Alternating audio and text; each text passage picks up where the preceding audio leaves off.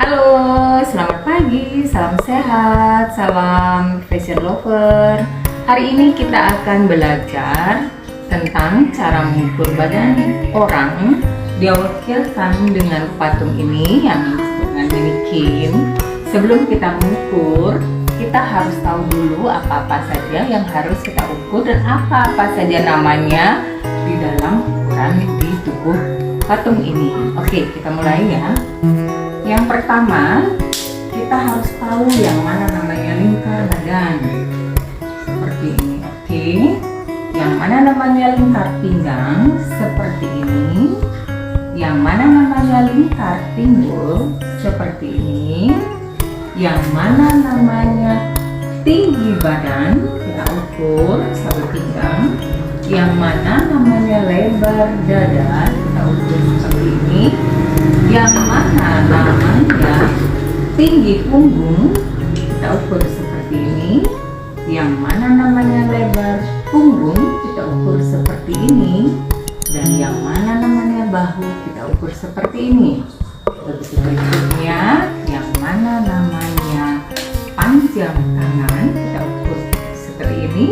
Kita juga perlu mengukur lingkar kerongkongan seperti ini, lingkar lengan bawah sampai lingkar ujung lengan tangan.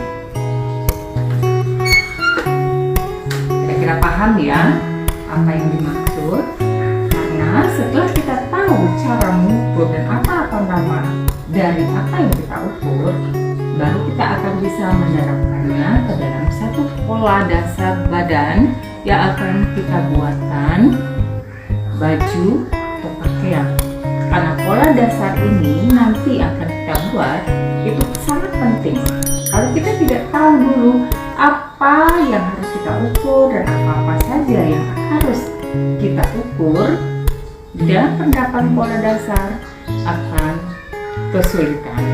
Kalau kita tahu dan kita paham, di dalam menerapkan pola dasar itu akan sangat mudah sekali dan sangat praktis. Mungkin tidak akan perlu teori terlalu banyak.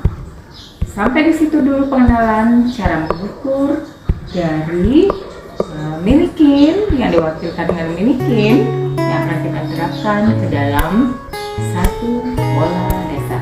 Oke, sampai di sini dulu. Salam sehat, semangat, salam fashion lover. Bye.